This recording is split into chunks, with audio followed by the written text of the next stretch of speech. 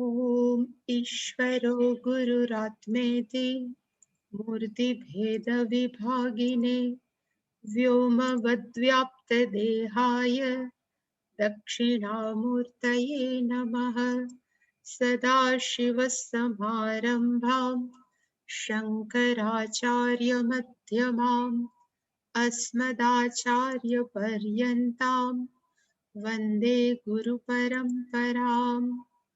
ॐ सहना भवतु सहनौ भुनक्तु सह वीर्यङ्करवावहै तेजस्विनावधीतमस्तु मा विद्विषावहै। ॐ शान्ति शान्ति शान्तिः।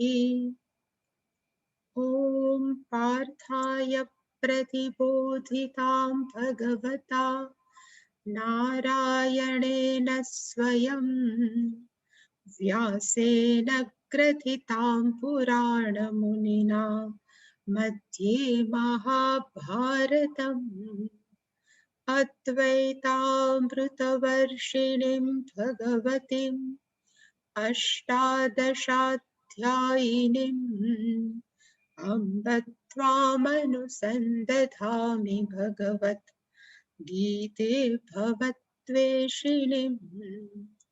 यं ब्रह्मा वरुणेन्द्ररुद्रमरुतस्तुन्वन्ति दिव्यैस्तवैः वेदैः साङ्गपदक्रमोपनिषदैर्गायन्ति यं सामगाः। ध्यानावस्थिततद्गतेन मनसा पश्यन्ति यं योगिनः यस्यान्तन्न विदुःसुरासुरगणा देवाय तस्मै नमः।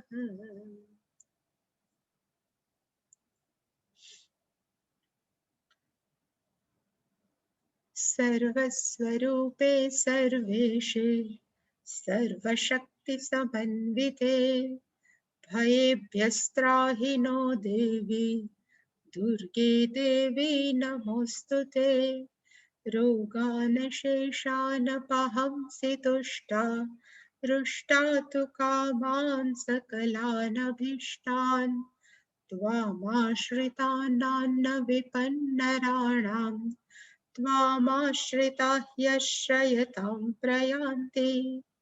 सर्वाबाधा प्रशमनं त्रैलोक्यस्याखिलेश्वरी एवमेव त्वया कार्यम् अस्मद्वैरिविनाशनम्। सर्वस्वरूपे सर्वेशे सर्वशक्तिसमन्विते भयेभ्यस्त्राहि नो देवी दुर्गे देवी नमोऽस्तुते। रोगानशेषानपहंसि तुष्टा रुष्टा तु कामान् सकलानभीष्टान् त्वामाश्रितानान्न विपन्नराणाम् त्वामाश्रिताः यश्रयतां प्रयान्ति। सर्वाबाधा प्रशमनं त्रैलोक्यस्याखिलेश्वरी एवमेव त्वया कार्यम् अस्मद्वैरिविनाशनम्। सर्वस्वरूपे सर्वेशे सर्वशक्तिसमन्विते भयेभ्यस्त्राहि नो देवी दुर्गे देवी नमोऽस्तुते। रोगानशेषानपहंसि तुष्टा रुष्टा तु कामान् सकलानभीष्टान् त्वामाश्रितान्नान्न विपन्नराणाम् त्वामाश्रिताः यश्रयतां प्रयान्ति। सर्वाबाधा प्रशमनं त्रैलोक्यस्याखिलेश्वरी एवमेव त्वया कार्यम् अस्मद्वैरिविनाशनम्।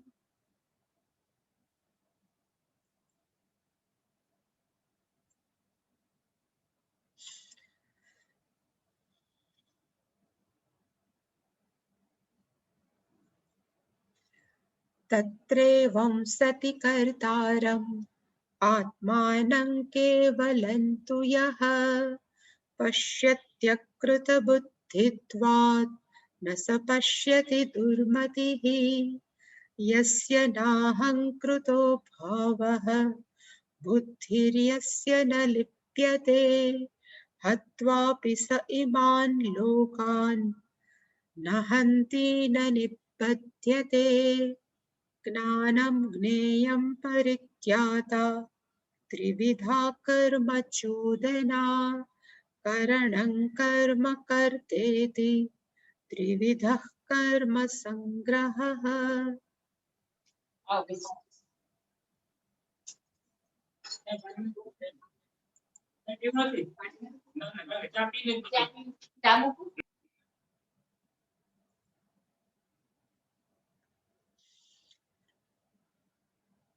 સત્તરમા શ્લોક સુધી 18મા અધ્યાયના 17મા શ્લોક સુધી ભગવાને બીજા ત્રીજા ચોથા અધ્યાયનું કહેવાય ને સમરાઇઝ કે ઉપસંહાર કરીને આપણને કીધું કે ચૈતન્ય તત્વ ક્યારે પણ કરતો પણ નથી, કોઈ પાસે કરાવતો પણ નથી અને કોઈના ક્રિયાનું કર્મ પણ બનતો નથી.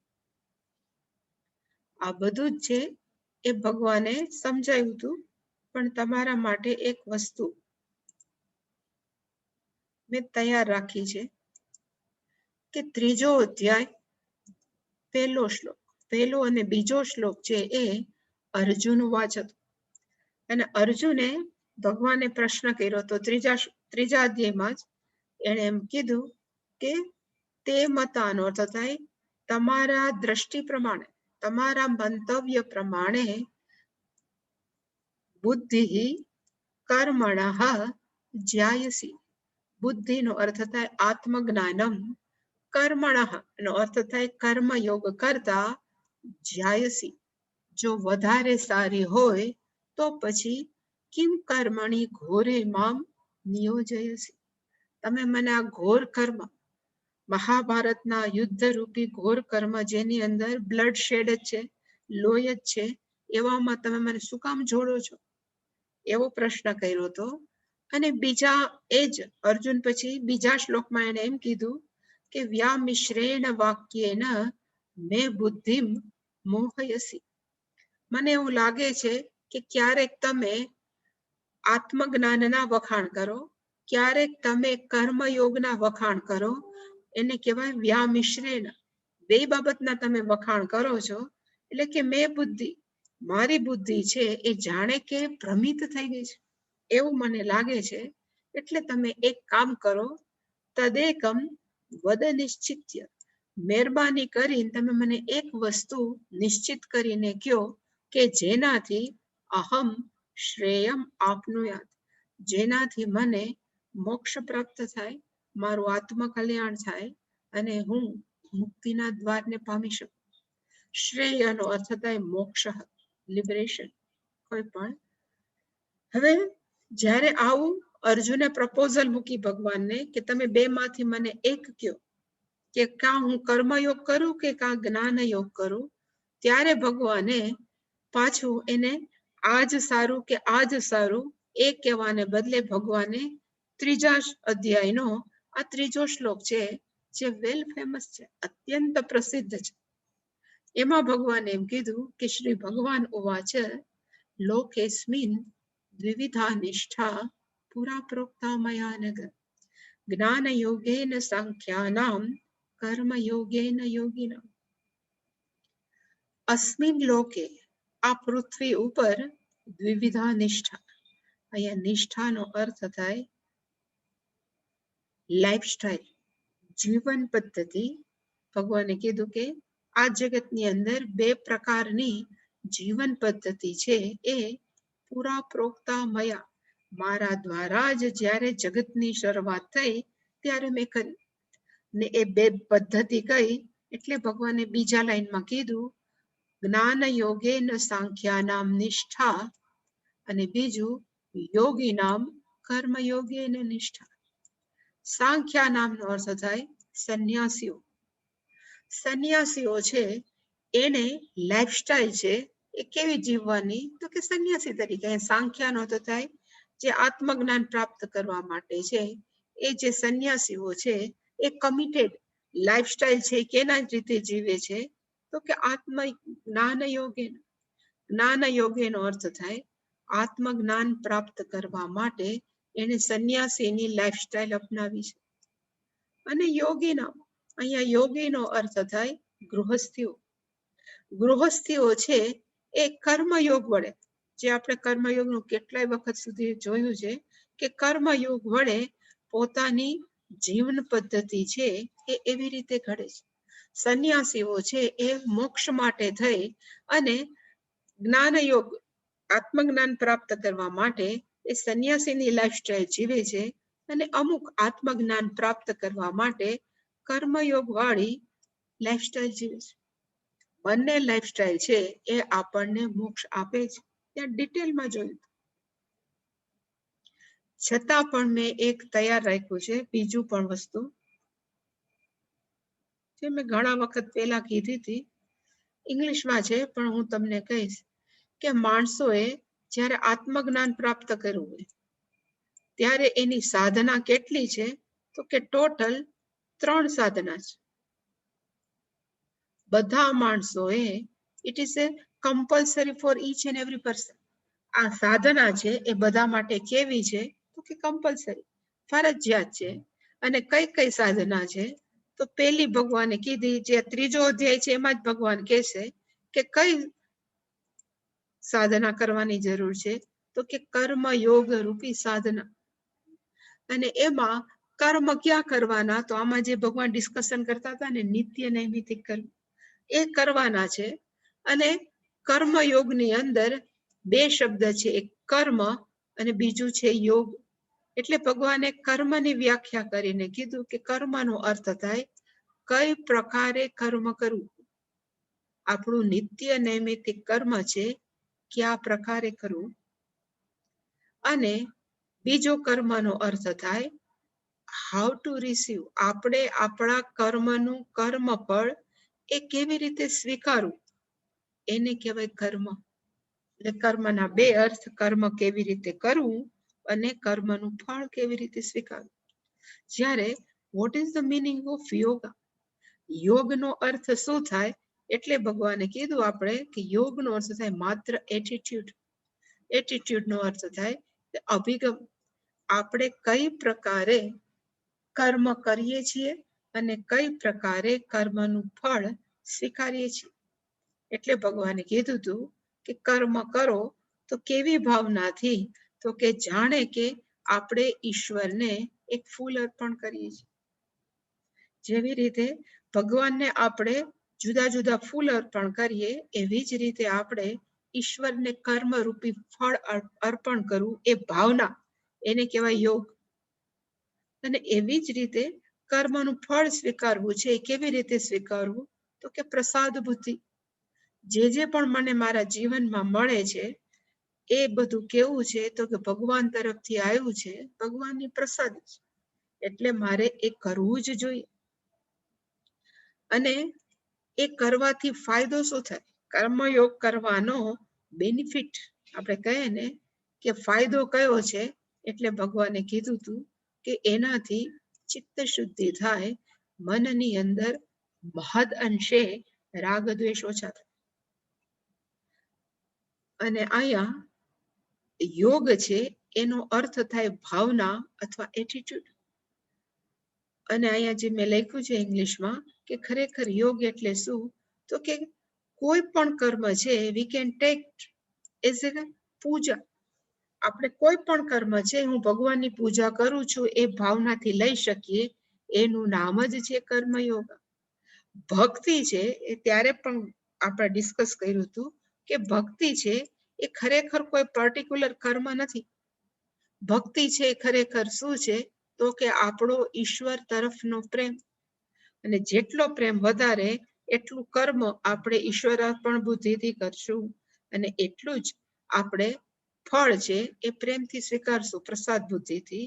આ બધાનો ટોટલનો અર્થ થાય આપણે કર્મયોગ સાધના કરી અને એનું ફળ કયું, તો કે ચિત્ત શુદ્ધિ. હવે કર્મયોગ સાધના કર્યા પછી ભગવાન કહે છે કે બીજી કઈ કરવાની જરૂર છે. બધા જ મનુષ્ય, આમાં કોઈ કહેવાય ને કે ઓપ્શન નથી, MCQ નથી, મલ્ટિપલ ચોઇસ ક્વેશ્ચન નથી, ઓલ આર કમ્પલસરી. એટલે કીધું બીજી સાધના કઈ છે, તો એને કહેવાય ઉપાસના યોગ સાધના. ઉપાસના યોગ સાધનાને કહેવાય કે મેડિટેશન, ધ્યાન. એનું નામ ઉપાસના. શરૂઆતમાં માણસો છે એ ધ્યાન કેવી રીતે કરે, તો કે મારા પોતાના ઈષ્ટદેવ, પછી કૃષ્ણ ભગવાન હોય, રામ ભગવાન હોય, શિવ ભગવાન શિવ હોય, એનું આપણે મનમાં સ્મરણ કરવું, જપ કરવું, એને કહેવાય ધ્યાન. ડિટેલમાં નથી જવું, પણ એને કહેવાય ધ્યાન. અને એ ધ્યાન કરતા કરતા આપણું મન જ્યારે પરિપક્વ થાય ત્યારે પછી આપણે એ જ ઈશ્વરનું કેવી રીતે ધ્યાન કરીએ કે ઈશ્વર માત્ર મારી મૂર્તિમાં નથી, ઈશ્વર કેવા છે, તો કે સર્વવ્યાપક, વિશ્વરૂપ. અહીંયા જે પણ છે ઈશ્વર જ છે. એવી ભાવનાથી જ્યારે આપણે ઉપાસના કરીએ તો એનો ફાયદો કયો? એટલે ભગવાને આપણે ત્યારે જોયું હતું કે ભગવાને કીધું હતું કે એક, આપણી એકાગ્રતા વધે. બીજું, આપણે થોડાક ઇન્ટ્રોવર્ટ થાય, કારણ કે કર્મયોગ કરીને માણસ થોડોક એક્સ્ટ્રોવર્ટ થઈ ગયો હોય, કારણ કે વ્યવહાર કરવો પડે. અને ત્રીજો ફાયદો છે કે આપણું મન છે એ કેવું થાય, તો કે ખુલ્લું થાય. અને એ ખુલ્લા મને આપણે બધી જ વ્યક્તિઓનો સ્વીકાર કરી શકીએ. જ્યારે એ જે વિશ્વરૂપ આપણે ભગવાનની પૂજા કે સાધના કરતા હોય ત્યારે આ ઉપાસના કરવાથી થતો ફાયદો એ ટોટલ કર્મયોગ કરવાની સાધનાથી કેવો છે, તો કે જુદું છે. એટલે કે બે સાધના કરો તો બેના ફળ કેવા છે, તો કે અલગ અલગ. અને એવી વ્યક્તિ જેને કર્મયોગ વ્યવસ્થિત કર્યો છે, એવી વ્યક્તિ જેને ઉપાસના કરી છે, એ વ્યક્તિએ પછી શ્રવણ, જે અત્યારે આપણે બધા કરીએ છીએ, શું કરીએ છીએ, તો કે શાસ્ત્રનું શ્રવણ કરવાથી, પછી શાસ્ત્રનું શ્રવણ કર્યા પછી એમાં જો આપણને કોઈ સંશય થાય તો આપણે સંશયનું નિરાકરણ કરવું, એને કહેવાય મનનમ. અને પછી આપણે શું કરવાની જરૂર છે, તો કે એ જે શાસ્ત્રને સમજ્યા છે એને પચાવવાની જરૂર છે. એ પચાવવું એને કહેવાય નિધિધ્યાસન. એ પણ મેડિટેશન જ છે. પણ એ જે પચાવવાનું, જેમ ગાય ખાય એ મહત્વનું નથી, પણ કેટલું વાગોળે છે એ મહત્વનું છે. વાગોળવું હોય એ પચાવી શકે. એવી જ રીતે આત્મજ્ઞાનની અંદર કેટલું સાંભળ્યું એ મહત્વ નથી, સાંભળ્યા પછી આપણે ઇન્ટરનલાઇઝ કેટલું કર્યું છે, આપણે આપણા વ્યવહારિક જીવનમાં કેટલું મૂક્યું છે, એને જ કહેવાય એસિમ્યુલેશન ઓફ નોલેજ. આપણે જીવનમાં એ શું કર્યું, તો કે પચાવ્યું છે. તો આનો ફાયદો કયો? એટલે લખ્યું કે શ્રવણ કરવાથી હું કોણ છું એ અજ્ઞાન જતું રહે. જે શરીર અને મન હું મારી જાતને માનું છું એ અજ્ઞાનસ્ય નિવૃત્તિ. કેનાથી? તો કે શ્રવણમ કરવાથી. આપણા મનની અંદરથી એ ડાઉટ જતો રહે કે હું શરીર છું કે મન છું. પછી જ્યારે આપણે મનનમ કરીએ તો મનન કરવાથી શું ફાયદો થાય? એટલે એનો બેનિફિટ છે કે આપણી સંશય નિવૃત્તિ. આપણે જે પણ ડાઉટ છે, ઈશ્વર કોણ, જીવ કોણ, એ પછી આપણા બધા જ ડાઉટ્સ છે એ બધા શું થાય, તો કે જતા. જ્યારે મનનમ કરીએ ત્યારે, અને એકવાર શ્રવણ અને મનન થયું પછી માણસે શું કરવાની જરૂર છે, તો કે નિધિધ્યાસન. એનાથી આપણી વિપરીત ભાવના નિવૃત્તિ.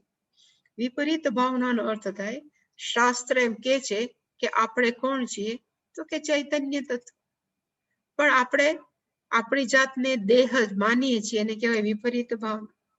શાસ્ત્ર કહે છે કે તમે સર્વવ્યાપક છો. અને જ્યારે આપણે એમ કહીએ કે હું કોણ છું, તો કે જ્યારે આપણે એમ કહીએ કે હું તો મન ખોબા જેવડું છું, એ વિપરીત ભાવના. એટલે કે સતત ધ્યાન દ્વારા આપણે આપણા મનને કે નવું ઇનપુટ આપીએ અને આપણે મનને કીધા કરીએ કે તું શરીરને મન નથી, તું સૂક્ષ્મ શરીર નથી, તું સ્થૂલ દેહ નથી. એ કરવાથી આપણું માણસનું શું થાય, તો કે એને આત્મજ્ઞાન પ્રાપ્ત થાય. હવે કર્મયોગનું પણ ફળ કથન મેં જે કીધું હતું કે ફળ કથન કયું, તો કે ચિત્ત શુદ્ધિ. પછી ઉપાસના કરી હતી એનું ફળ કથન કયું? તો કે એનું ફળ કથન એકાગ્રતા, આપણે વિશાળ થાય, બધાને સ્વીકારતા થાય અને થોડાક ઇન્ટ્રોવર્ટ થાય. અને શ્રવણ મનન નિધિધ્યાસન તો ટોટલી ડિફરન્ટ ફળ છે. એટલે કે બધા ફળ જુદા હોવાથી there is a no option. માણસોએ આ બધી જ સાધના છે પોતાના જીવનમાં આ જન્મમાં કે બીજા જન્મમાં આચરવી જ પડે. પછી એ ગૃહસ્થ હોય કે સંન્યાસી હોય, એનો ગોલ માણસોનો કયો છે? તો કે ગોલ એક જ છે કે આત્મજ્ઞાન પ્રાપ્ત કરો. આત્મજ્ઞાન પ્રાપ્ત કરવા માટે બધા માણસોએ આ સ્ટેપમાંથી પસાર થવું પડે છે. રાજમાર્ગ છે, જેમ ભગવાને કીધું હતું ને, એમાં આ રાજમાર્ગ છે અને એમાંથી માણસોએ શું થવું પડે? તો કે પસાર થવું પડે. એટલે જે ભગવાન આપણે જે જોતા હતા, મેં તમને જે કીધું કે ભગવાને જ્યારે અહીં કીધું કે લોકેસ્મિન દ્વિવિધા નિષ્ઠા પૂરા પ્રોક્તા મયા નઘ, એનો અર્થ ખરેખર કહેવાય કે જે સંન્યાસી છે એ ભલે જ્ઞાનયોગ કે શ્રવણ મનન કરે, પણ એને પણ કર્મયોગ કરવો પડે, ઉપાસના કરવી પડે અને પછી શ્રવણ મનન નિધિધ્યાસન કરવું પડે. એવી રીતે યોગીના ગૃહસ્થ છે એને પણ કર્મયોગ એટલે કે લાઈફસ્ટાઈલ કેવી છે? તો કે ગૃહસ્થની, છતાં પણ એને ઉપાસના પ્લસ શ્રવણ મનન નિધિધ્યાસન તો કરવું જ પડે. માત્ર લાઈફસ્ટાઈલ ઇઝ ડિફરન્ટ. બંનેનો ગોલ કેવો છે? તો કે એક જ. અને ગોલ કયો? તો કે આત્મજ્ઞાન. ભગવાને સ્પષ્ટપણે ત્રીજા અધ્યાયમાં કીધું હતું કે સંન્યાસી થાવ કે ગૃહસ્થ થાવ, બંનેનો ગોલ કયો છે? તો કે આત્મજ્ઞાન. એ સ્પષ્ટ જ ભગવાને કીધું. એટલે કે ત્રીજા અધ્યાયમાં ભગવાને એને સંપૂર્ણપણે અર્જુનને સમજાયું હતું કે ભગવા કપડા પહેરવાથી આત્મજ્ઞાન મળતું નથી, અને એવી જ રીતે રંગીન કપડા, કલરફુલ કપડા પહેરવાથી પણ આત્મજ્ઞાન મળતું નથી. માત્ર કરવાની શું જરૂર છે? એક કમિટમેન્ટ. આ ત્રણ સાધના છે, હું મારા જીવનમાં ઉતારીશ. પછી એ સંન્યાસી હોય કે ગૃહસ્થ હોય, એને તો જ આત્મજ્ઞાન પ્રાપ્ત થાય. એટલે કે મહત્વનું સંન્યાસ લાઈફસ્ટાઈલ નથી કે મહત્વનું ગૃહસ્થ લાઈફસ્ટાઈલ નથી. મહત્વ અહીંયા કોને આપવામાં આવ્યું છે? તો કે મહત્વ આત્મજ્ઞાન. એ ત્રીજા અધ્યાયમાં ભગવાને સ્પષ્ટપણે સમજાવ્યું. છતાં આપણો અર્જુન છે એને ચોથા અધ્યાયમાં પ્રશ્ન નથી કર્યો, પણ એને પાછો પાંચમા અધ્યાયમાં સેમ ક્વેશ્ચન ભગવાનને કર્યો. અને એને ભગવાનને કયો કર્યો? તો કે હે કૃષ્ણ ભગવાન, કર્મણામ સંન્યાસમ શંસસી. તમે પ્રશંસા કરો છો, તમે વખાણ કરો છો કોના? તો કે કર્મનો ત્યાગ કરવાનો, સંન્યાસ એટલે કે સંન્યાસ લેવાનો તમે વખાણ કરો છો. અને પુનઃ ફરી પાછો તમે યોગમ ચ સંશસી, પાછું તમે કેના વખાણ કરો છો? તો કે કર્મયોગના પણ વખાણ કરો છો. તો પછી એને પાછી સ્પષ્ટતા કરી, જેનાથી મારું કલ્યાણ થતા હોય ને એક જ મને કહો. ઉપર એને કીધું હતું કે તદેકમ વદ નિશ્ચિત. જ્યારે આટલી બધી સ્પષ્ટતા કર્યા પછી છતાં પણ એને કીધું યચ્છ્રેય એતયોહો એકમ. આ બંનેમાંથી જેનાથી મારું કલ્યાણ થતું હોય, જેનાથી મને આત્મજ્ઞાન થતું હોય, તન્મે બ્રૂહી સુનિશ્ચિતમ, તમે મને ચોક્કસપણે કહી દો. એટલે પછી હું સંન્યાસ ગયો તો હું સંન્યાસ લઈ લો, અને તમે જો કહેતા હો તો કે તું કર્મયોગ કર તો કે કર્મયોગ. ઉપર બધું સમજાવવા દીધા પછી પણ પાછો સેમ ક્વેશ્ચન ને કર્યો, અને ભગવાને પાછો અર્જુનને બરાબર ફિટ બેસે એવો જ જવાબ પાંચમા અધ્યાયના બીજા શ્લોકમાં આપ્યો.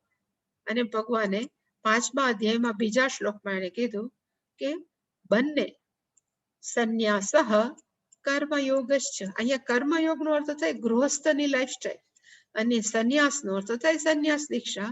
આ બંને નિશ્રેયસ કરો ઉભો. આ બંને આપણને આત્મજ્ઞાન આપી જ શકે. ઉભો આ બંને સંન્યાસ યોગ અને આ કહેવાય ને ગૃહસ્થ કર્મયોગ છે, એ બંને નિશ્રેયસ, શ્રેયસનો અર્થ થાય આત્મજ્ઞાન આપી જ શકે. પણ સપોઝ કોક એમ કે આ સંન્યાસ અને કર્મયોગમાંથી વધારે કયું સારું? એટલે ભગવાને કીધું તું કર્મ સંન્યાસાત કર્મયોગ વિશિષ્યતે. કર્મના સંન્યાસ કરતા માણસ જે કર્મયોગ કરે ગૃહસ્થ આશ્રમમાં લઈને એ વ્યક્તિ વધારે સારી છે, એ વધારે શ્રેષ્ઠ છે. એ પણ ભગવાને 5મા અધ્યાયમાં કીધું હતું. અને એને કીધું હતું કે તારા માટે કયું સારું છે, તો કે ખરેખર ગૃહસ્થ આશ્રમ છે કે કર્મયોગ સારું છે. અને 5મા અધ્યાયમાં તો એને ત્યાં સુધી કીધું કે અયોગ્ય જે સંન્યાસ દીક્ષા માટે તૈયાર નથી એના માટે સંન્યાસ કેવો છે, તો કે ભયાવહ, એ બીક લાગે એવો છે. એના કરતા બેટર તું આજ કર. એ ભગવાને સ્પષ્ટ પોતાનો નિર્ણય કીધો હતો, છતાં પણ અર્જુનને સમજવું જ નહોતું. પછી 6ઠા અધ્યાયની અંદર ફરી પાછો ભગવાન, એટલે અર્જુને પ્રશ્ન નથી પૂછ્યો, પણ ભગવાને પોતે જ કીધું કે યહ કર્મ કરોતિ, જે વ્યક્તિ કર્મ કરે છે ને કેવું કર્મ, તો કે કાર્યમ કર્મ, જે એની ડ્યુટી હોય, કર્તવ્યમ, કાર્યમ કે કરણીયમ ત્રણે એક જ છે. એટલે કે જે પણ કરવા યોગ્ય છે એ બધું જ કર્મ જે વ્યક્તિ કરતી હોય, પણ કેવા ભાવથી કરે છે આ કર્મ, તો કે અનાશ્રિત કર્મફલ, કર્મ ફળની આશા વગર.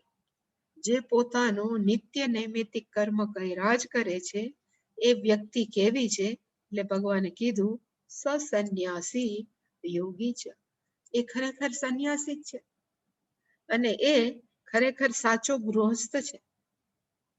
અને કોના કરતા, તો કે ન નિરગ્નિ ન ચ અક્રિય. નિરગ્નિનો અર્થ થાય સંન્યાસ છે, સંન્યાસી એ ક્યારે અગ્નિ કર્મ ન કરે, યજ્ઞ ન કરી શકે. એટલે એને કીધું કે જે પોતાનું ગૃહસ્થ આશ્રમમાં રહીને પોતાનું કર્મ કરે છે એ સંન્યાસી કરતા અને અક્રિય, જે કોઈ પણ પ્રકારનું કામ નથી કરતા એના કરતા એ કેવો છે, તો કે બેટર છે. ત્યાં પણ ભગવાને સ્પષ્ટ કીધું હતું. છતાં પણ એ જ ક્વેશ્ચન 18મા અધ્યાયમાં અર્જુને પાછો પૂછ્યો, જે આપણે છેલ્લો જોયો એ સંન્યાસસ્ય મહાબાહો તત્વમિચ્છામિ વેદિતુમ ત્યાગસ્ય ચ ઋષિકેશ પૃથક કેશી નિષૂદન. હવે આમાં અત્યાર સુધી ભગવાને એને શું નથી સમજાયું. 17 અધ્યાય સુધીમાં ભગવાને સ્પષ્ટ જ કીધું કે ખાલી લાઈફસ્ટાઈલ જુદી છે, ગૃહસ્થોની અને સંન્યાસીઓની બંનેનો ગોલ કયો છે, તો કે આત્મજ્ઞાન. હવે અર્જુનને આત્મજ્ઞાનમાં રસ છે કે કર્મ નથી કરવામાં રસ છે. એટલે એને છેલ્લે જયારે પ્રશ્ન પૂછ્યો કે સંન્યાસનું હું ટ્રુથ જાણવા માંગુ છું, એનો અર્થ કે એના મનમાં હજી પણ એક દૂર એક ડંખ રહી ગયો છે કે કદાચ જો મને ભગવાન સંન્યાસની રજા આપી દે તો મારે આ ઘોર યુદ્ધ ન કરવું પડે. અને પાછું એને કીધું તો ત્યાગ એટલે શું? સંન્યાસ ને ત્યાગનો અર્થ ખરેખર એક જ છે, છતાં પણ અર્જુને એટલા માટે પૂછ્યું કે કદાચ ભગવાન એમ કહી દે કે સંન્યાસની અંદર બધા કર્મનો ત્યાગ, અને ત્યાગની અંદર જો ભગવાન એમ કહી શકે કે ત્યાગની અંદર ગૃહસ્થ આશ્રમમાં રહીને તારે કઈ કરવું ન પડે એવો ત્યાગ, જો એવું કહી દે તો એમ કે મને સંન્યાસ આપો ને, એવો અર્જુનના મનની અંદર ભાવ હતો. એટલે એને પૂછ્યું અને છેક સુધી ભગવાને એક જ જવાબ આપ્યો કે ગોલ માણસોનો કયો છે, તો કે આત્મજ્ઞાન. લાઈફસ્ટાઈલ કઈ છે, તો કે 2 પ્રકાર. એટલે હંમેશા એક યાદ રાખવું કે આત્મજ્ઞાન છે, this is the goal of hours. આપણો ગોલ કયો છે, તો કે આત્મજ્ઞાન પ્રાપ્ત કરવા માટે. હવે એના માટે લાઈફસ્ટાઈલ કઈ છે, તો કે ગૃહસ્થ. અને બીજી લાઈફસ્ટાઈલ કઈ છે, જીવન પદ્ધતિ, તો કે બીજી જીવન પદ્ધતિનું નામ છે સંન્યાસી, સંન્યાસ.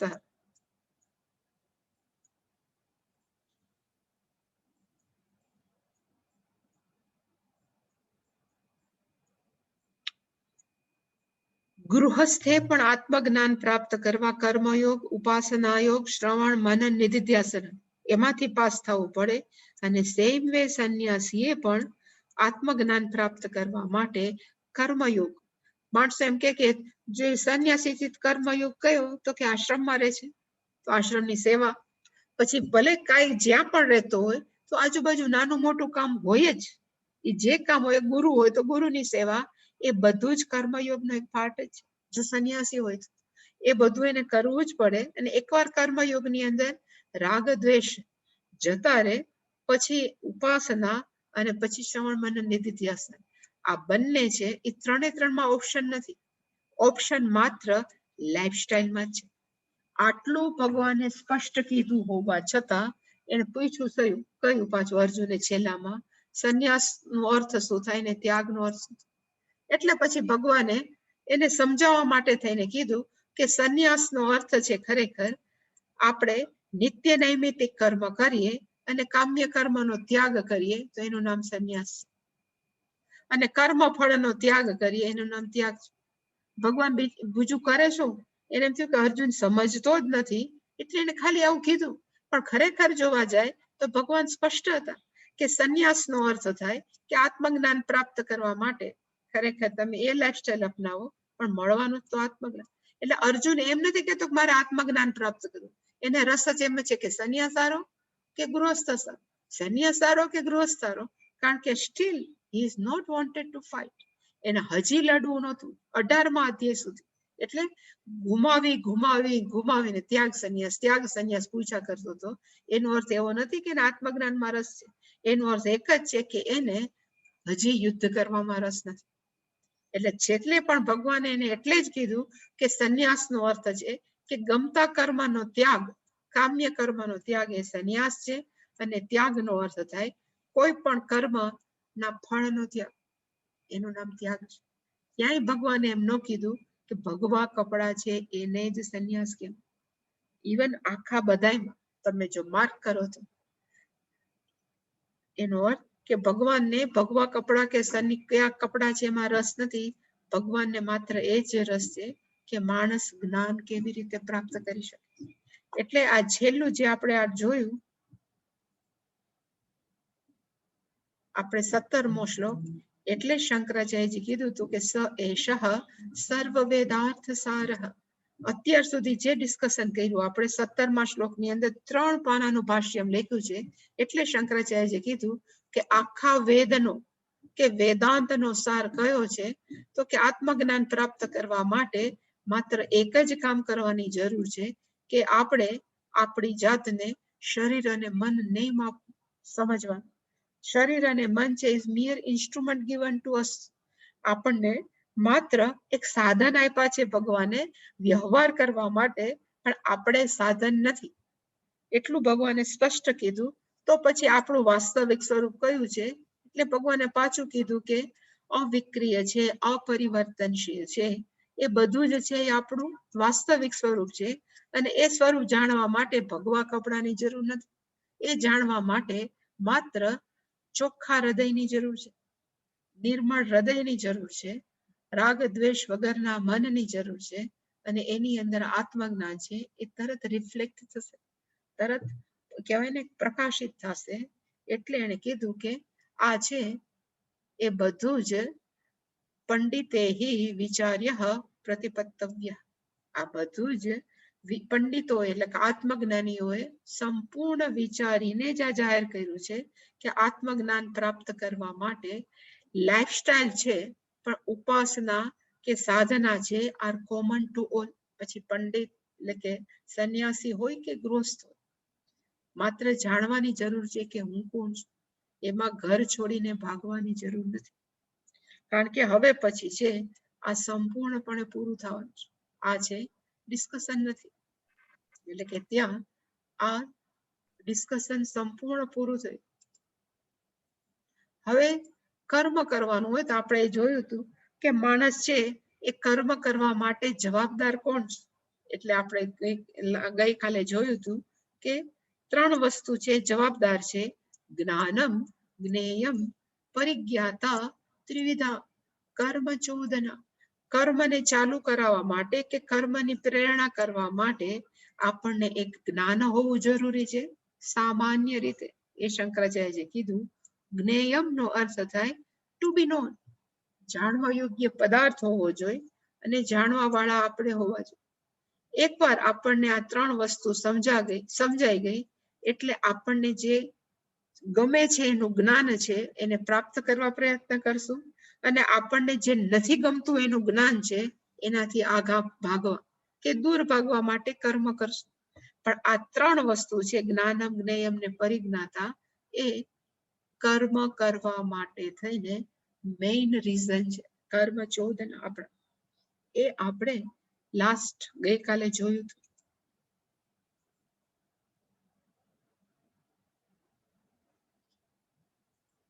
જ્ઞાનમ નો અર્થ જોયો તો કે સર્વ વિષયમ અવિશેષેણ. એનો અર્થ થાય કોઈ પણ જ્ઞાન છે એ સર્વ સામાન્ય રીતે જેનું આપણને સમજણ હોવી એને કહેવાય જ્ઞાનમ. જ્ઞેયમ નો અર્થ થાય જ્ઞાતવ્ય, ટુ બી નો, જાણવા યોગ્ય. એ પણ કેવું તો કે સામાન્ય. દુનિયાની અંદર અસંખ્ય પદાર્થો છે, બધા જ કેવા છે તો કે કોક કોક માટે તો જ્ઞેયમ હશે ને, આપણને બધાનું મન ન થાય જાણવા, કોક તો હશે જ. અને છેલ્લું છે પરિજ્ઞાતા, નો અર્થ થાય ભોગતા. ઉપાધિ લક્ષણ અવિદ્યા કલ્પિત ભોગતા. જે પોતાની જાતને શરીર માને છે એને કહેવાય ઉપાધિ લક્ષણ. જે પોતાની જાતને મન માને છે એને કહેવાય ઉપાધિ લક્ષણ. અને આ બધું કેને કારણે છે તો કે અવિદ્યા કલ્પિત, અજ્ઞાનને કારણે. અને પોતાની જાતને મારે આ ભોગવવું પડશે, એટલે કે જ્ઞાતાનો અર્થ થાય ભોગવવા વાળી વ્યક્તિ, જીવાત્મા, જીવ. આ ત્રણ છે ત્રયમ એષામ, આ ત્રણ છે અવિશેષેણ, એટલે કે સામાન્ય રીતે કોઈ પણ સ્પેસિફિકેશન વગર સર્વ કર્મણામ પ્રવર્તિકા. કોઈ પણ કર્મ કરવા માટે એ ત્રણ ફેક્ટર જ જવાબદાર છે. અને કેવી રીતે છે એટલે શંકરાચાર્યજી સમજાયું, જે આપણે ત્યાં પૂરું કર્યું.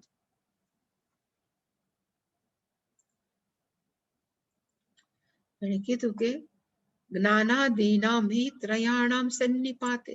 જ્યારે આ ત્રણ છે એ ભેગા થાય, જ્ઞાનમ, જ્ઞેયમ ને જ્ઞાતા, પછી શું થાય તો કે જેનું જ્ઞાન હોય એનું ક્યાં હાનમ, અથવા જેનું જ્ઞાન છે એનું ઉપાદાન. હાનમ નો અર્થ થાય છોડી દેવું, ઉપાદાન નો અર્થ થાય પ્રાપ્ત કરવું. અને એનું બેસ્ટ એક્ઝામ્પલ એટલે જ આપ્યું કે જેવું આપણે દોરડામાં સાપ જોયું એટલે આપણે શું કરીએ, હાનમ, ભાગીએ, એનાથી દૂર જાય, કર્મ થયું.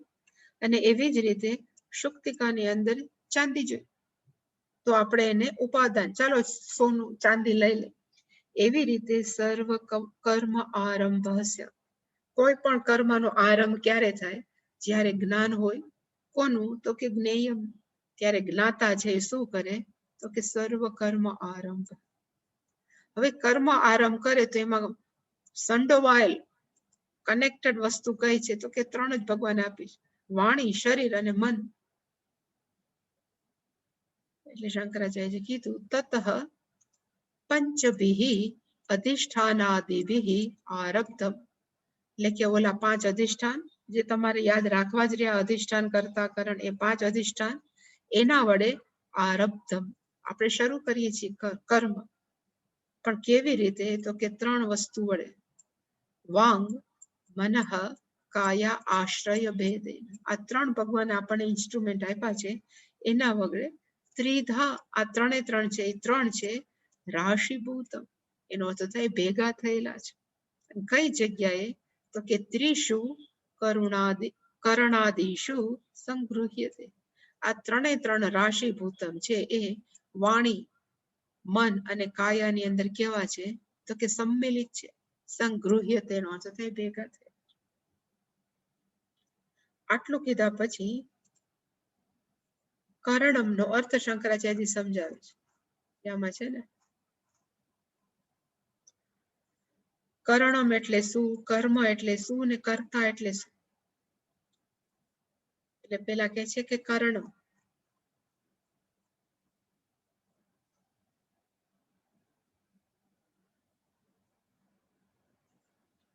કરણમ નો અર્થ થાય ક્રિયતે અનેન ઇતિ બાહ્ય શ્રોત્રાદિ.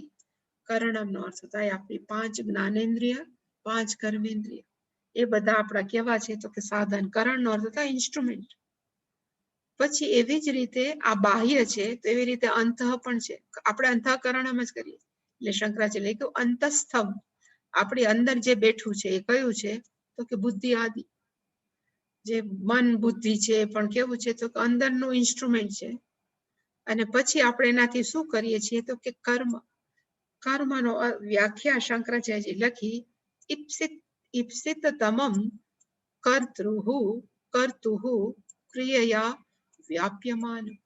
આપણને જે અતિશય ગમતું હોય એ ક્રિયા જે આપણે સ્ટાર્ટ કરીએ ને એને કહેવાય કર્મ. આપણે બધી ક્રિયા ન કરીએ. આપણે ધારો કે અહીંયા બેઠા હોય તો સ્વામીજી હંમેશા એક એક્ઝામ્પલ આપતા કે હું કહેવાય ને કે જ્ઞાન યજ્ઞ માણસો બધા માણસો વચ્ચે હોલમાં કરતો હું બધાને કહું કે હાલો તાલી પાડો. તાલી છે એને જે ઈપ્સિતમ જેને ગમતું હોય પાડી કે સ્વામીજી દર વખતે કે મારે શું કામ પાડવી, કોઈ નહીં પાડે. એટલે કે કર્મ ક્યારે સ્ટાર્ટ થાય જ્યારે ગમતું હોય ત્યારે. ઈપ્સિત નો અર્થ થાય વિચ વી લાઈક, ગમતું હોય ત્યારે કરતું જે કરવા વાળો છે એ ક્રિયા વડે શું થાય તો કે કર્મ કરવાનું ચાલુ કરે. અને છેલ્લો છે કર્તા. એટલે કર્તા એટલે કોણ? એટલે શંકરાચાર્યએ કીધું કર્તા કરણાનામ વ્યાપારયિતા ઉપાધિ લક્ષણ. કર્તાનો અર્થ થાય જે આપણા ઇન્સ્ટ્રુમેન્ટ સાધન છે એનો કરવા વાળો જીવાત્મા છે એને કહેવાય કર્તા. વ્યાપારનો અર્થ થાય એક્ટિવિટી. સાંભળવું છે તો કાનનો ઉપયોગ કરવો, જોવું છે તો આંખનો ઉપયોગ કરવો, એને કહેવાય વ્યાપારિતા. જ્યારે પણ અહીંયા વ્યાપાર શબ્દ આવે એનો અર્થ બિઝનેસ નથી. નહીતર આપણે ગુજરાતીને વ્યાપાર કરવો એટલે તમે કેવો બિઝનેસ કરો છો એવું. અહીંયા વ્યાપારનો અર્થ થાય એક્ટિવિટી. કરણાનામ વ્યાપાર. આપણે જે ભગવાને 5 જ્ઞાનેન્દ્રિય કર્મેન્દ્રિય આપે છે એનું શું કરે તો તેનાથી એક્ટિવિટી કરે. ઇતિ ત્રિવિધ ત્રિપ્રકાર કર્મ સંગ્રહ. આ રીતે 3 પ્રકારનો એને શું કહેવાય તો કે કર્મનો સંગ્રહ. અને આ વ્યાપારિતા અને કર્તા છે કેવો છે તો કે ઉપાધિ લક્ષણ, વાસ્તવિક નથી. કર્તાપણું છે હું જીવાત્મા કરવા વાળું છું એ આપણે કેનું છે તો કે ઉપાધિ છે, વાસ્તવિક નથી. હવે ખરેખર કર્મ સંગ્રહ એટલે શું એની વ્યાખ્યા ભગવાન અહીંયા કરે છે. એને કીધું કે સંગૃહ્યતે અસ્મિન ઇતિ સંગ્રહ.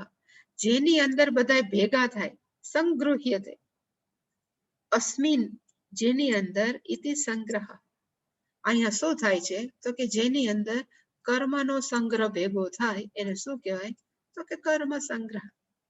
અને કર્મનો સંગ્રહ કેવી રીતે થાય તો કે કર્મ એષુ ત્રિષુ સમવૈતી તેન અયમ ત્રિવિધ કર્મ સંગ્રહ. ત્રિષુ નો અર્થ થાય કાયા, વાણી અને મન. આ 3 વડે આપણે કોઈ પણ કર્મ શું કરી શકીએ છીએ તો કે કરી શકીએ. એટલે કે એને શું કહેવાય તો કે કર્મ સંગ્રહ. ત્યાં જ બધા કર્મ રહેલા છે. ભગવાને આપણને 3 ઇન્સ્ટ્રુમેન્ટ આપ્યા છે એનાથી આપણે શું કરીએ છીએ તો કે કર્મ કરીએ. અને કર્મ ત્યાં રહેલા છે એટલે એ 3 નું નામ શું આપ્યું તો કે કર્મ સંગ્રહ. પછી વાણી, કાયા અને મન એ કર્મ સંગ્રહ કરવા માટે દે આર રિસ્પોન્સિબલ. હવે એ આખો ટોપિક પૂરો થઈ ગયો. એટલે હવે શંકરાચાર્યજી કહે છે કે ભગવાન છે ને એમ કહેશે કે જ્ઞાનમ છે પણ સત્વ રજસ તમસ હશે, કર્મ પણ સત્વ રજસ તમસ હશે, કર્તા અપી સત્વ રજસ. એટલે કે આખો જ્ઞાનનો ટોપિક પૂરો થઈ ગયો. આત્મા નિષ્ક્રિય છે ને આ બધું છે. હવે કર્મ માણસો કેવી રીતે કરે છે, અજ્ઞાની માણસો કર્મ કેવી રીતે કરે છે પોતપોતાની ક્વોલિટી પ્રમાણે. જ્ઞાનમ કર્મ ચ કર્તા ચ ત્રિદેવ ગુણ ભેદતઃ પ્રોચ્યતે ગુણ સંખ્યાને યથાવત શૃણુતાન્યપી.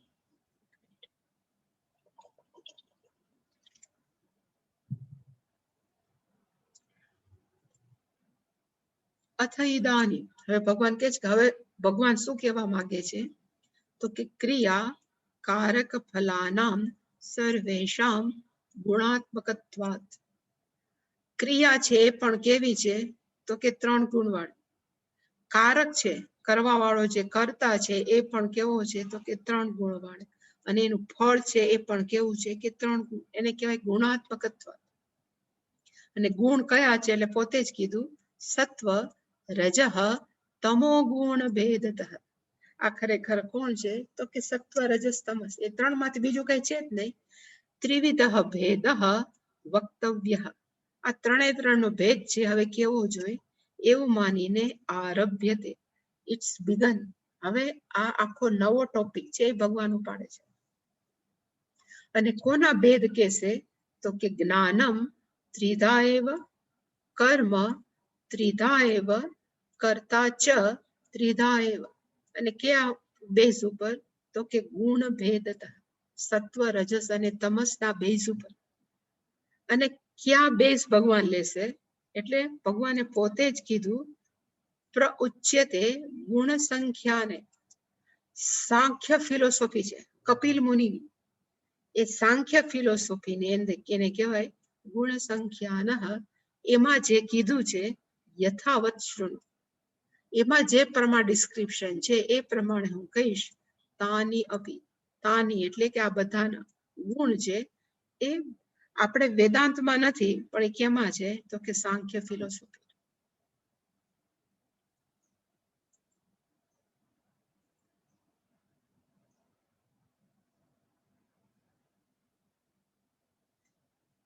અહીંયા જ્ઞાનનો અર્થ તો આપણને ખબર છે, સામાન્ય જ્ઞાન.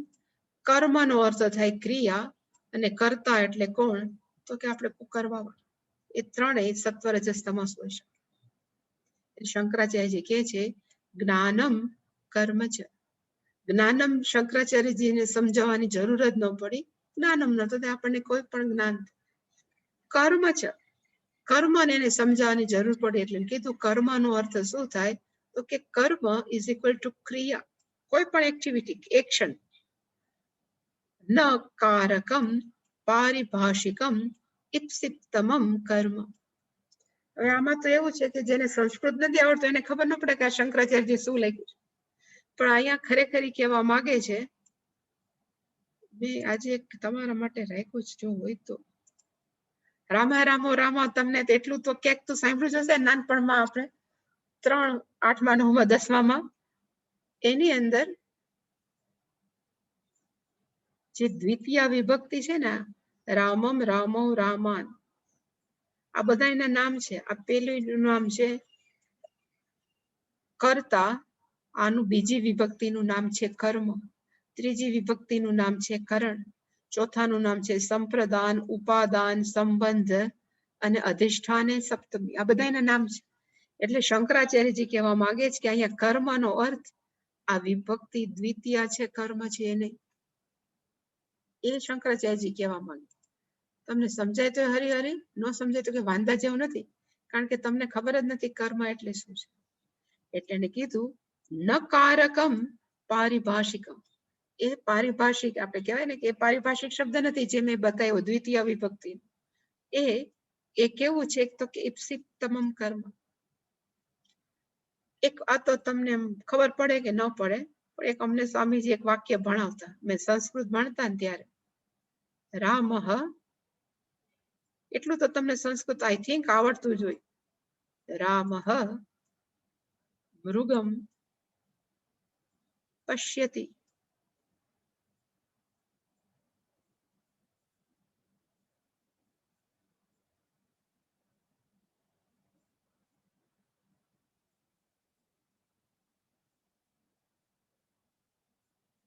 એનો અર્થ શું થાય? રામ ભગવાન છે હરણને જુએ છે.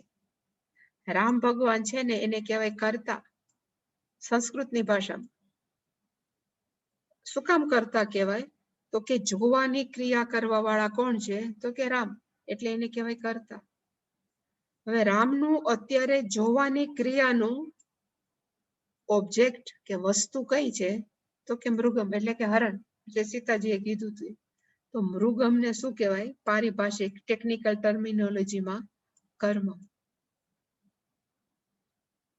અને મોટે ભાગે આપણે એ જ ક્રિયા કરીએ જે આપણને અત્યંત ગમતી હોય. એટલે કર્મ હંમેશા કેવું છે? તો કે ઇપ્સિતમમ. પણ એ કર્મની અહીંયા વાત નથી. નકારકમ પારિભાષિકમ ઇપ્સિતમ કર્મ. તો અહીંયા કર્મનો અર્થ શું છે? તો કે ક્રિયા.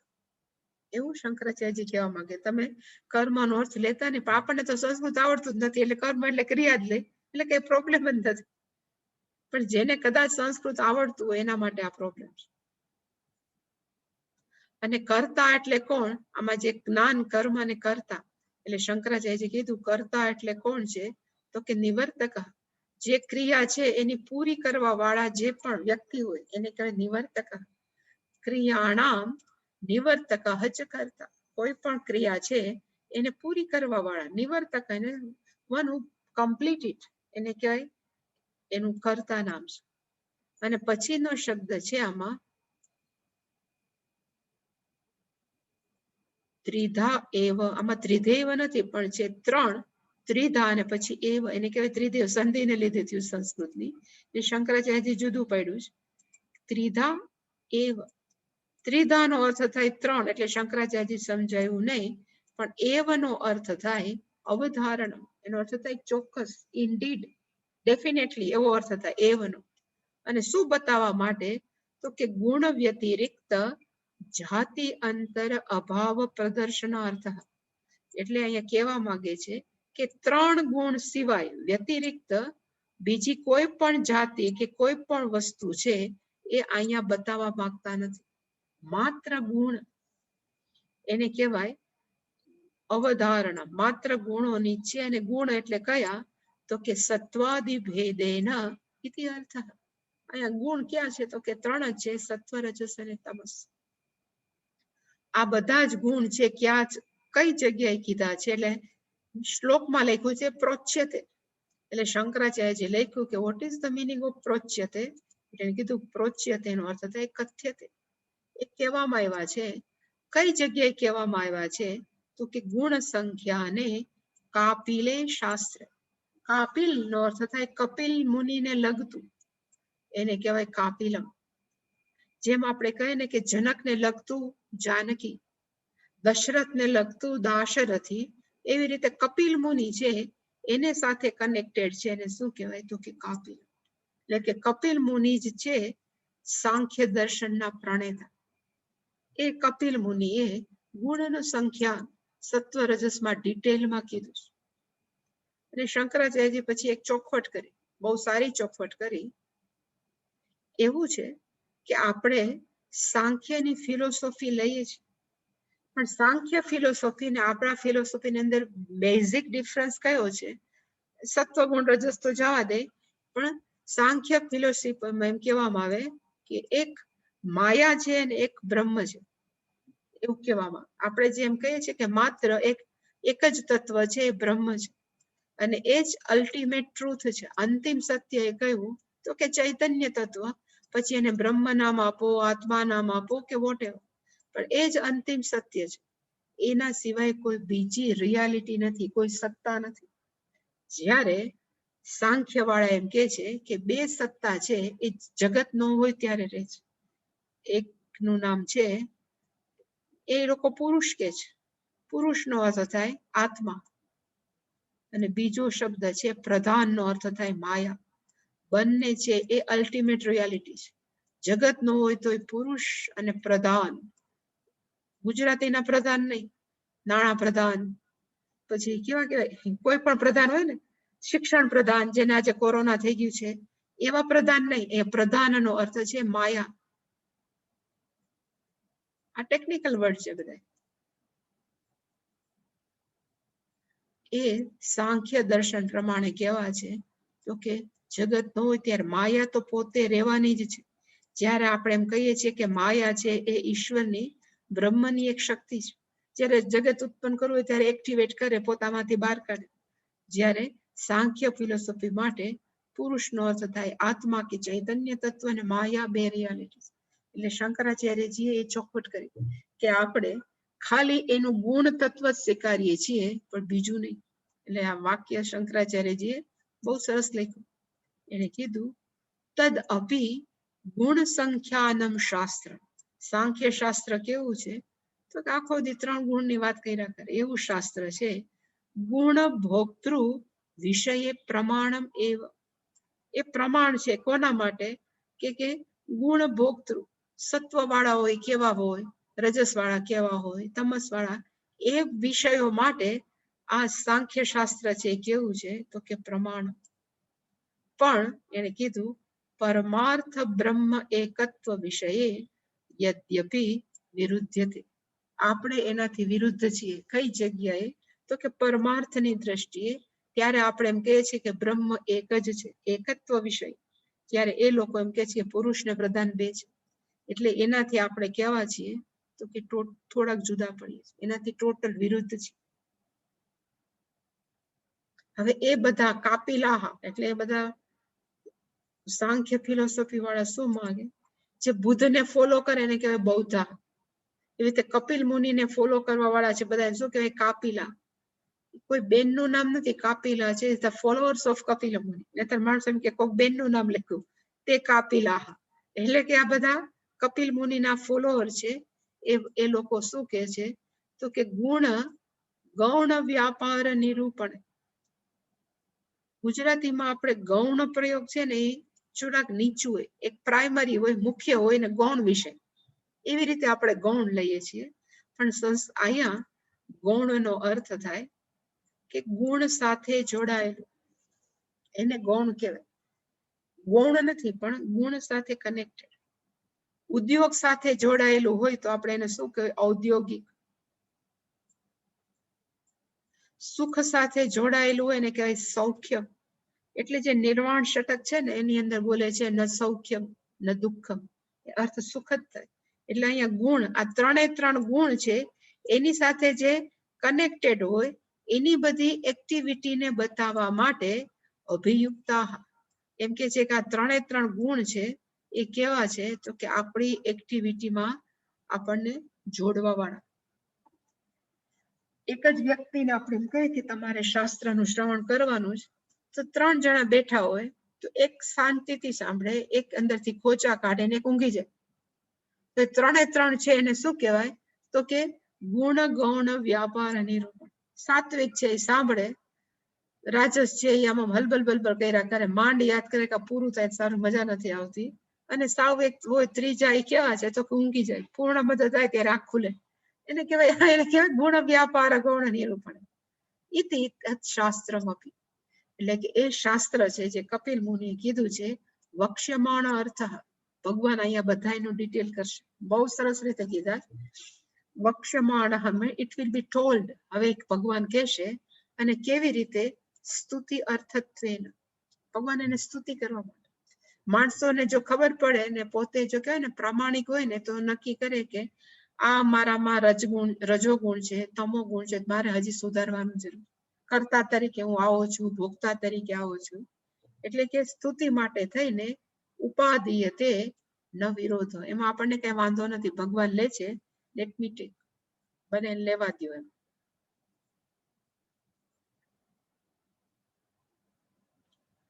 અને ભગવાન છે શું કામ કે છે? એટલે યથાવત શબ્દ હતો.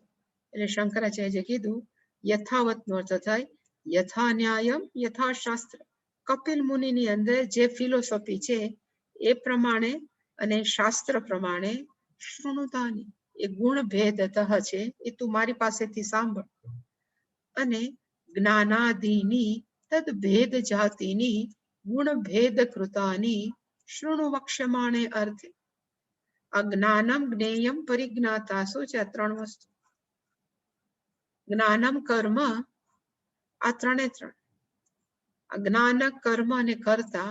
એટલે જ્ઞાન છે એ પણ ત્રણ પ્રકારનું હશે, કર્મ છે એ ત્રણ પ્રકારનું હશે, ઇવન કર્તા છે એ ત્રણ પ્રકારના હશે. એ બધા ભગવાન શું કરશે તો કે વક્ષ્યમાણ.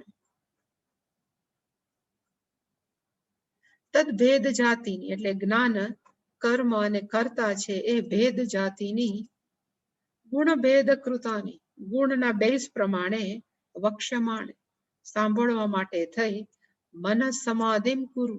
હવે ધ્યાન દઈને સાંભળજે, હવે ઊંઘી ન જતું. એવું જાણે ભગવાન કહેવા માંગતા હોય એવું શંકરાચાર્યજી લખ્યું છે.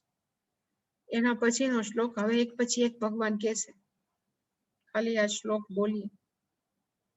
જ્ઞાનમ છે સાત્વિકમ કોને કહેવાય? એટલે તજ જ્ઞાનમ વિદ્ધિ સાત્વિકમ. પછી રાજસ જ્ઞાન કોને કહેવાય? તામસ જ્ઞાન કોને કહેવાય? કર્તા રાજસ, કર્તા સાત્વિક, કર્તા તામસ. પણ એ બધાની ડિટેલ મંડે. કોઈ ક્વેશ્ચન? હરિઓમ માં. હા માતાજી ભાઈ, હા બોલો.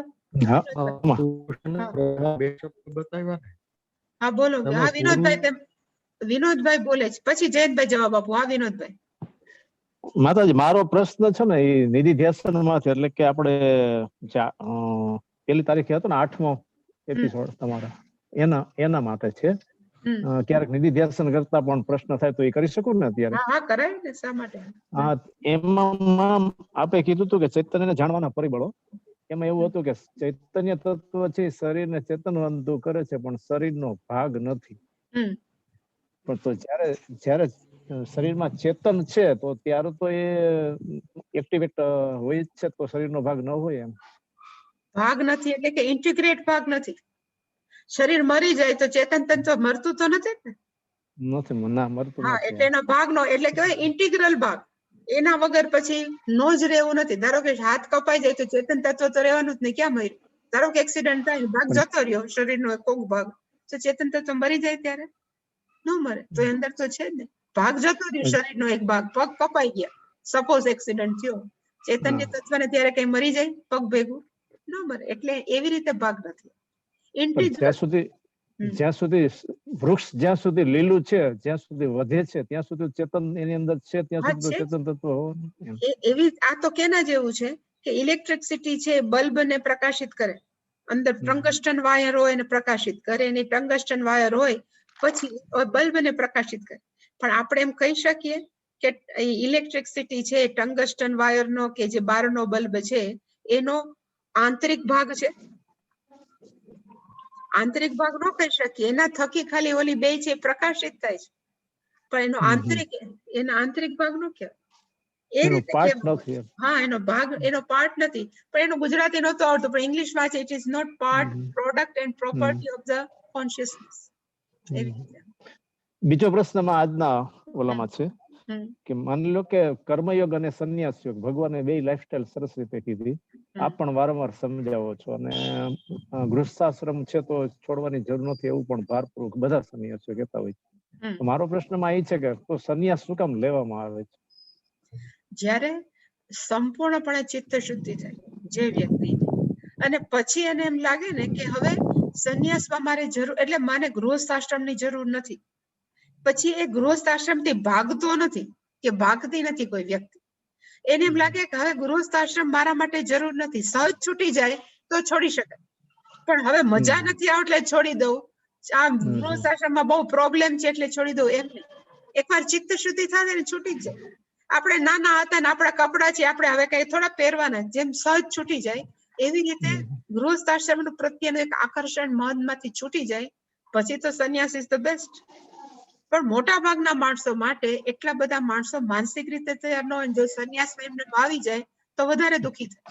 એના કરતા બેટર છે સંન્યાસમાં લાડવો ખાઈને ભોગે બે કરે, જપે કરે, પણ સંપૂર્ણપણે જયારે છોડી દે તો સંન્યાસ ઇઝ ધ બેસ્ટ જ છે.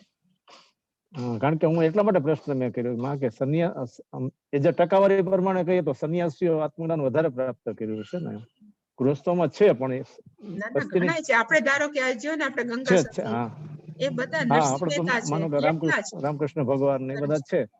હા, પણ જે પોપ્યુલેશન ની સરખામણી અથવા તો જે સંન્યાસીઓ છે અને ગૃહસ્થો છે એમાં સંન્યાસીઓ વધારે હશે ને? હું એમ માનું છું ભાઈ કે માત્ર લેક્ચર આપવાથી આત્મજ્ઞાન નથી થતું. સપોઝ હું બોલું છું કે હું સમજાવી શકું, પણ એવો અર્થ નથી કે બધા જ સંન્યાસીઓ જે ભણાવે છે આત્મજ્ઞાન, they are on the way of આત્મજ્ઞાન. they are on the way, they are committed to આત્મજ્ઞાન. પણ બધા જ રામકૃષ્ણ પરમહંસ નરસિંહ મહેતાની કક્ષાએ પહોંચેલા એવું ન.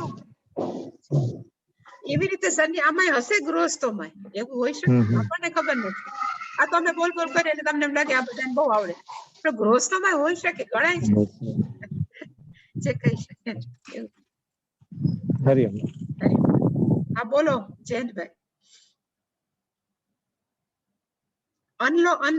અનમ્યુટ કરો, તમારું અનમ્યુટ કરો.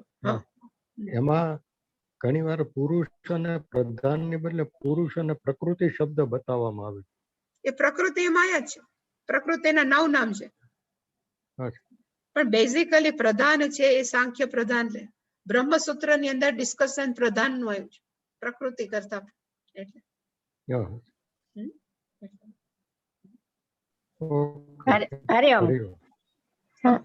હરિઓમ માં હા કીર્તિબેન બોલો. હા આ ત્રણ ગુણ ની વાત કરી તો આપણા વેદના એ વિચાર છે જ તે સાંખ્ય માંથી જ લીધેલા છે કે અત્યારે તો સ્તુતિ કરે છે શંકરાચાર્યજી, પણ આપણા ખરાખર સત્વ રજસ ને તમસ માયાના ત્રણ ગુણ છે તો આપણે એનામાંથી લીધેલા એટલે મીન્સ કે ઈ છે કે આપણા વેદના મૂળ છે ખરા? એવું છે કે વેદોની કપિલ. અંદર, હા એટલે વેદોની અંદર તમે ક્યાંય માર્ક કરજો કે આ સત્વ હા. રજસ તમસ એવું કીધેલું નથી. એને કીધું આ અચ્છા, સારું એવું છે છે. ખરાબ છે એવું છે, પણ એને કઈક નેમિંગ આપ્યું પડે ને, નામકરણ વિધિ હા. એ આપણે અચ્છા. શાસ્ત્રમાં કે આપી જ નથી. અચ્છા, એ નથી એટલે આ કપિલ મુનિ જ એટલે માંથી એનું છે એમાંથી શાસ્ત્રમાં સાંખ્ય માંથી. હા એટલે સાંખ્ય દર્શ. હરિઓમ હરિઓમ. હરિઓમ. એની ક્વેશ્ચન કોઈને? નહીં. નહીં? ઓમ પૂર્ણમદઃ પૂર્ણમિદં પૂર્ણાત પૂર્ણમુદચ્યતે પૂર્ણસ્ય પૂર્ણમાદાય પૂર્ણમેવાવશિષ્યતે. ઓમ શાંતિ શાંતિ શાંતિ. હરિ ઓમ શ્રી ગુરુભ્યો નમઃ. હરિ ઓમ.